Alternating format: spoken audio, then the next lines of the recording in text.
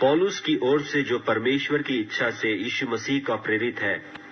इफिसियों के नाम पौलुस प्रेरित की पत्री, पहला अध्याय।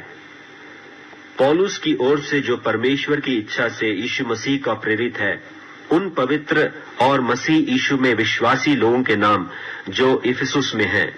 हमारे पिता परमेश्वर और प्रभु यीशु मसीह की ओर से तुम्हें अनुग्रह और शांति मिलती रहे। हमारे प्रभु यीशु मसीह के परमेश्वर और पिता का धन्यवाद हो कि उसने हमें मसीह में स्वर्गीय स्थानों में सब प्रकार की आशीष दी है, जैसा उसने हमें जगत की उत्पत्ति से पहले उसमें चुन लिया कि हम उसके निकट प्रेम में पवित्र और निर्दोष हों, और अपनी इच्छा की सुमति के अनुसार हमें अपने लिए पहले से ठहराया कि यीशु मसीह के द्वारा हम उसके लेपालक पुत्र हों, कि उसके उस अनुग्रह की महिमा की स्तुति हो जिसे उसने हमें उस प्यारे में सेंत मेंत दिया। हमको उसमें उसके लोहू के द्वारा छुटकारा अर्थात अपराधों की क्षमा उसके उस अनुग्रह के धन के अनुसार मिला है, जिससे उसने सारे ज्ञान और समझ सहित हम पर बहुतायत से किया, कि उसने अपनी इच्छा का भेद उस सुमति के अनुसार हमें बताया, जिसे उसने अपने आप में ठान लिया था कि समयों के पूरे होने का ऐसा प्रबंध हो कि जो कुछ स्वर्ग में है और जो कुछ पृथ्वी पर है, सब कुछ वह मसीह में एकत्र करे, उसी में जिसमें हम भी उसी की मनसा से जो अपनी इच्छा के मत के अनुसार सब कुछ करता है, पहले से ठहराए जाकर मिरास बने, कि हम जिन्होंने पहले से मसीह पर आशा रखी थी उसकी महिमा की स्तुति के कारण हो। और उसी में तुम पर भी, जब तुमने सत्य का वचन सुना जो तुम्हारे उद्धार का सुसमाचार है, और जिस पर तुमने विश्वास किया, प्रतिज्ञा किए हुए पवित्र आत्मा की छाप लगी, वह उसके मोल लिए हुओं के छुटकारे के लिए हमारी मीरास का बयाना है, कि उसकी महिमा की स्तुति हो। इफिसियों के नाम पौलुस प्रेरित की पत्री, दूसरा अध्याय। और उसने तुम्हें भी जिलाया जो अपने अपराधों और पापों के कारण मरे हुए थे, जिनमें तुम पहले इस संसार की रीति पर और आकाश के अधिकार के हाकिम अर्थात उस आत्मा के अनुसार चलते थे जो अब भी आज्ञा न मानने वालों में कार्य करता है। इनमें हम भी सब के सब पहले अपने शरीर की लालसाओं में दिन बिताते थे और शरीर और मन की मनसाएं पूरी करते थे, और लोगों के समान स्वभाव ही से क्रोध की संतान थे। परंतु परमेश्वर ने जो दया का धनी है, अपने उस बड़े प्रेम के कारण जिससे उसने हमसे प्रेम किया, जब हम अपराधों के कारण मरे हुए थे, तो हमें मसीह के साथ जिलाया। अनुग्रह ही से तुम्हारा उद्धार हुआ है,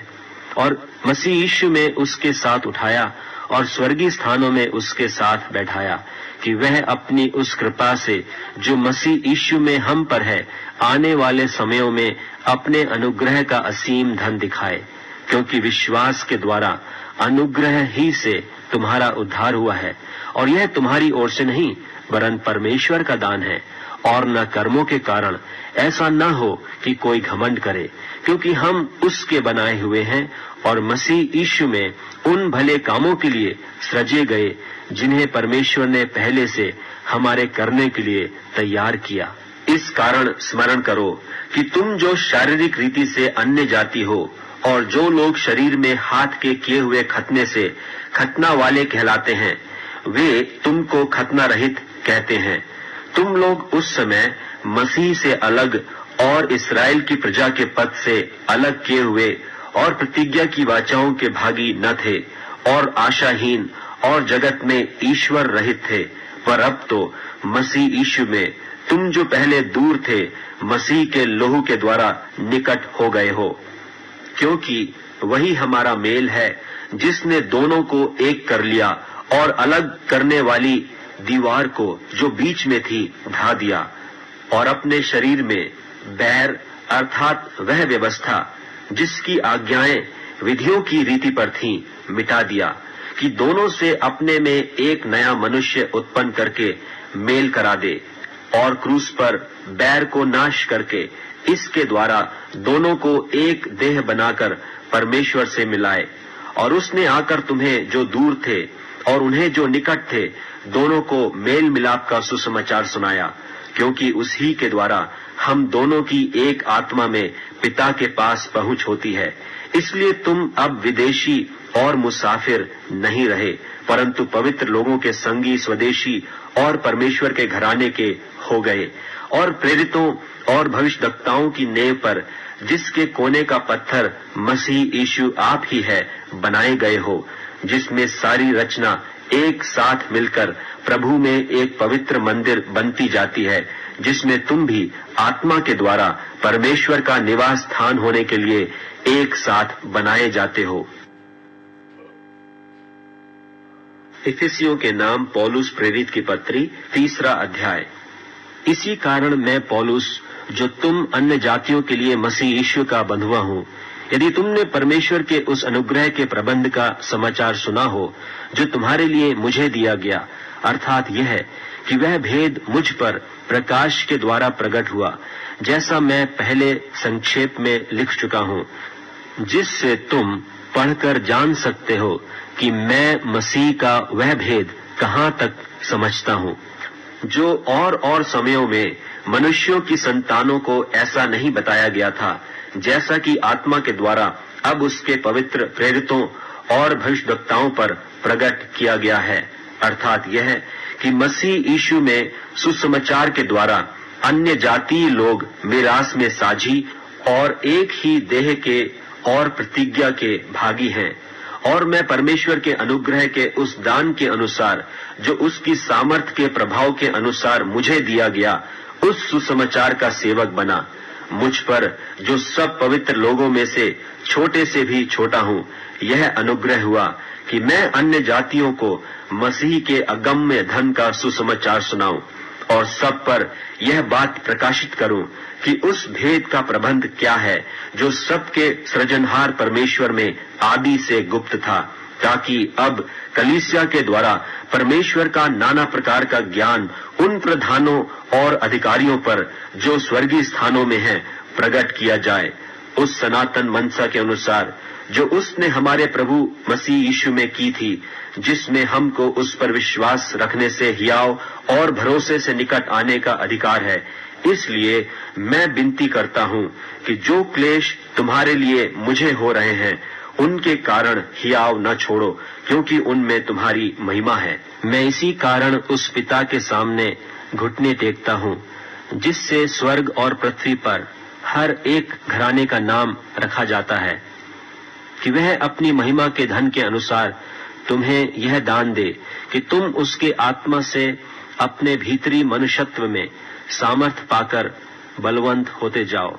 और विश्वास के द्वारा मसीह तुम्हारे हृदय में बसे, कि तुम प्रेम में जड़ पकड़कर और नेव डालकर सब पवित्र लोगों के साथ भली भांति समझने की शक्ति पाओ कि उसकी चौड़ाई और लंबाई और ऊंचाई और गहराई कितनी है, और मसीह के उस प्रेम को जान सको जो ज्ञान से परे है, कि तुम परमेश्वर की सारी भरपूरी तक परिपूर्ण हो जाओ।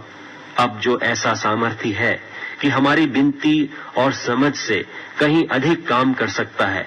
उस सामर्थ्य के अनुसार जो हम में कार्य करता है, कलीसिया में और मसीह यीशु में उसकी महिमा पीढ़ी से पीढ़ी तक युगानुयुग होती रहे। आमीन।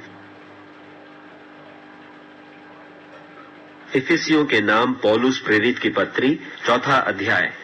सो मैं जो प्रभु में बंधुआ हूं, तुमसे विनती करता हूं कि जिस बुलाहट से तुम बुलाए गए थे, उसके योग्य चाल चलो, अर्थात सारी दीनता और नम्रता सहित, और धीरज धरकर प्रेम से एक दूसरे की सह लो, और मेल के बंध में आत्मा की एकता रखने का यत्न करो।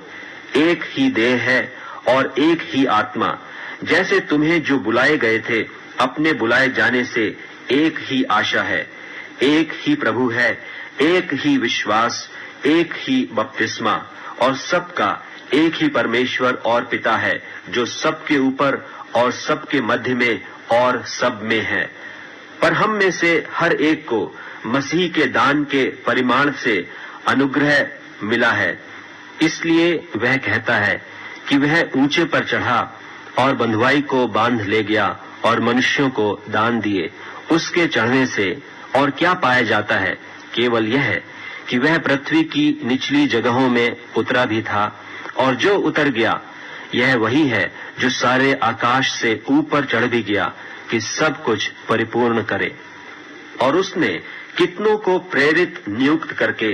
और कितनों को भविष्यद्वक्ता नियुक्त करके, और कितनों को सुसमाचार सुनाने वाले नियुक्त करके, और कितनों को रखवाले और उपदेशक नियुक्त करके दे दिया, जिससे पवित्र लोग सिद्ध हो जाएं और सेवा का काम किया जाए और मसीह की देह उन्नति पाए,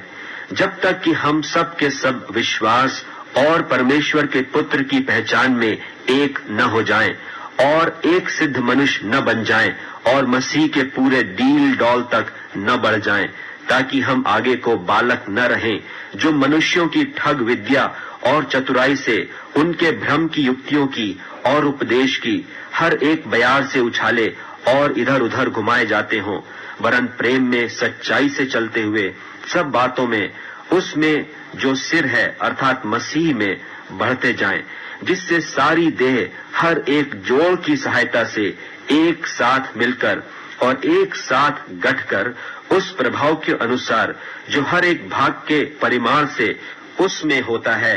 अपने आप को बढ़ाती है कि वह प्रेम में उन्नति करती जाए। इसलिए मैं यह कहता हूँ और प्रभु में जताए देता हूँ कि जैसे अन्य जाति लोग अपने मन की अनर्थ रीति पर चलते हैं, तुम अब से फिर ऐसे न चलो, क्योंकि उनकी बुद्धि अंधेरी हो गई है और उस अज्ञानता के कारण जो उनमें है और उनके मन की कठोरता के कारण वे परमेश्वर के जीवन से अलग किए हुए हैं, और वे सुन्न होकर लुचपन में लग गए हैं कि सब प्रकार के गंदे काम लालसा से किया करें। पर तुमने मसीह की ऐसी शिक्षा नहीं पाई, वरन तुमने सचमुच उसी की सुनी और जैसा यीशु में सत्य है उसी में सिखाए भी गए, कि तुम अगले चाल चलन के पुराने मनुष्यत्व को, जो भरमाने वाली अभिलाषाओं के अनुसार भ्रष्ट होता जाता है, उतार डालो और अपने मन के आत्मिक स्वभाव में नए बनते जाओ और नए मनुष्यत्व को पहन लो, जो परमेश्वर के अनुसार सत्य की धार्मिकता और पवित्रता में सृजा गया है। इस कारण झूठ बोलना छोड़कर हर एक अपने पड़ोसी से सच बोले, क्योंकि हम आपस में एक दूसरे के अंग हैं। क्रोध तो करो पर पाप मत करो। सूर्य अस्त होने तक तुम्हारा क्रोध न रहे और न शैतान को अवसर दो। चोरी करने वाला फिर चोरी न करे, वरन भले काम करने में अपने हाथों से परिश्रम करे, इसलिए कि जिसे प्रयोजन हो उसे देने को उसके पास कुछ हो। कोई गंदी बात तुम्हारे मुंह से न निकले, पर आवश्यकता के अनुसार वही जो उन्नति के लिए उत्तम हो, ताकि उससे सुनने वालों पर अनुग्रह हो। और परमेश्वर के पवित्र आत्मा को शोकित मत करो, जिससे तुम पर छुटकारे के दिन के लिए छाप दी गई है। सब प्रकार की कड़वाहट और प्रकोप और क्रोध और कलह और निंदा सब बैर भाव समेत तुमसे दूर की जाए, और एक दूसरे पर कृपाल और करुणामय हो। और जैसे परमेश्वर ने मसीह में तुम्हारे अपराध क्षमा किए, वैसे ही तुम भी एक दूसरे के अपराध क्षमा करो। इफिसियों के नाम पौलुस प्रेरित की पत्री 5वां अध्याय। इसलिए प्रिय, बालकों की नाई परमेश्वर के सदृश्य बनो और प्रेम में चलो, जैसे मसीह ने भी तुमसे प्रेम किया और हमारे लिए अपने आप को सुखदायक सुगंध के लिए परमेश्वर के आगे भेंट करके बलिदान कर दिया। और जैसा पवित्र लोगों के योग्य है, वैसा तुम में व्यभिचार और किसी प्रकार अशुद्ध काम या लोभ की चर्चा तक न हो, और न निर्लज्जता, न मूढ़ता की बातचीत की, न ठट्ठे की, क्योंकि ये बातें सोहती नहीं, वरन धन्यवाद ही सुना जाए। क्योंकि तुम यह जानते हो कि किसी व्यभिचारी या अशुद्ध जन या लोभी मनुष्य की, जो मूरत पूजने वाले के बराबर है, मसीह और परमेश्वर के राज्य में मीरास नहीं। कोई तुम्हें व्यर्थ बातों से धोखा न दे, क्योंकि इन्हीं कामों के कारण परमेश्वर का क्रोध आज्ञा न मानने वालों पर भड़कता है। इसलिए तुम उनके सहभागी न हो, क्योंकि तुम तो पहले अंधकार थे, परंतु अब प्रभु में ज्योति हो। सो ज्योति की संतान की नाई चलो, क्योंकि ज्योति का फल सब प्रकार की भलाई और धार्मिकता और सत्य है। और यह परखो कि प्रभु को क्या भाता है, और अंधकार के निष्फल कामों में सहभागी न हो, वरन उन पर उलाहना दो, क्योंकि उनके गुप्त कामों की चर्चा भी लाज की बात है। पर जितने कामों पर उलाहना दिया जाता है वे सब ज्योति से प्रकट होते हैं, क्योंकि जो सब कुछ को प्रकट करता है वह ज्योति है। इस कारण वह कहता है, हे सोने वाले जाग और मुर्दों में से जी उठ, तो मसीह की ज्योति तुझ पर चमकेगी। इसलिए ध्यान से देखो कि कैसी चाल चलते हो। निर्बुद्धियों की नाई नहीं, पर बुद्धिमानों की नाई चलो, और अवसर को बहुमोल समझो, क्योंकि दिन बुरे हैं। इस कारण निर्बुद्धि न हो, पर ध्यान से समझो कि प्रभु की इच्छा क्या है। और दाखरत से मतवाले न बनो, क्योंकि इससे लुचपन होता है, पर आत्मा से परिपूर्ण होते जाओ, और आपस में भजन और स्तुति गान और आत्मिक गीत गाया करो, और अपने अपने मन में प्रभु के सामने गाते और कीर्तन करते रहो। और सदा सब बातों के लिए हमारे प्रभु यीशु मसीह के नाम से परमेश्वर पिता का धन्यवाद करते रहो, और मसीह के भय से एक दूसरे के अधीन रहो। हे पत्नियों, अपने अपने पति के ऐसे अधीन रहो जैसे प्रभु के, क्योंकि पति पत्नी का सिर है, जैसे कि मसीह कलीसिया का सिर है, और आप ही देह का उद्धार करता है। पर जैसे कलीसिया मसीह के अधीन है, वैसे ही पत्नियां भी हर बात में अपने अपने पति के अधीन रहें।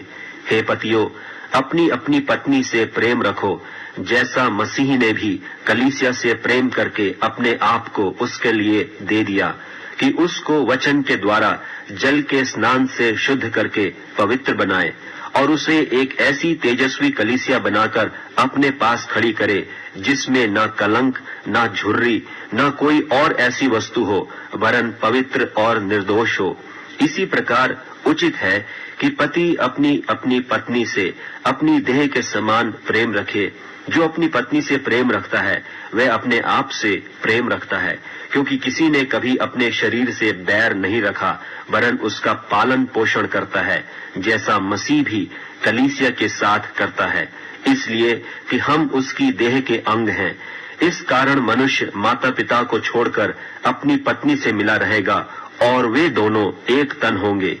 यह भेद तो बड़ा है, पर मैं मसीह और कलीसिया के विषय में कहता हूँ। पर तुम में से हर एक अपनी पत्नी से अपने समान प्रेम रखे, और पत्नी भी अपने पति का भय माने।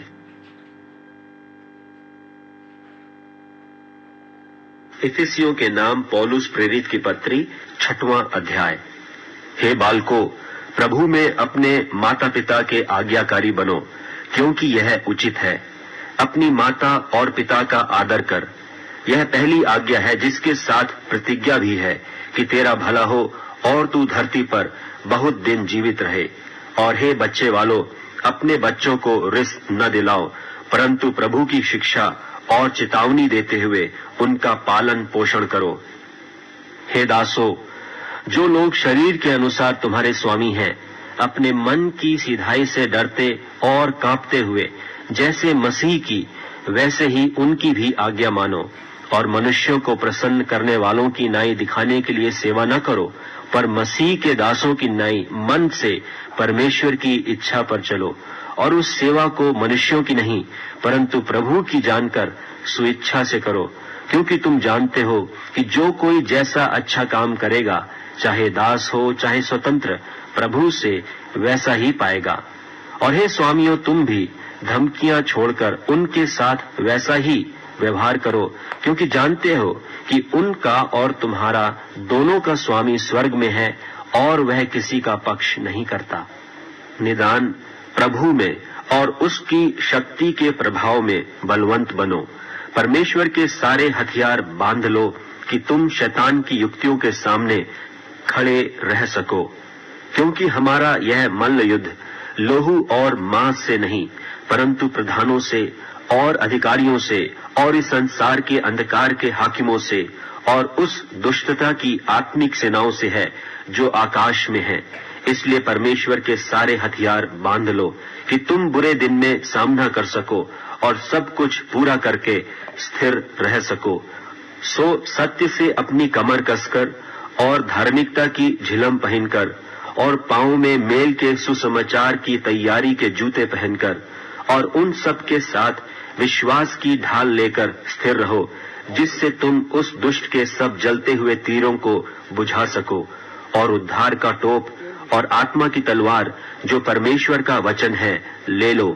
और हर समय और हर प्रकार से आत्मा में प्रार्थना और विनती करते रहो, और इसीलिए जागते रहो कि सब पवित्र लोगों के लिए लगातार विनती किया करो, और मेरे लिए भी कि मुझे बोलने के समय ऐसा प्रबल वचन दिया जाए कि मैं हियाव से सुसमाचार का भेद बता सकूं, जिसके लिए मैं जंजीर से जकड़ा हुआ राजदूत हूं,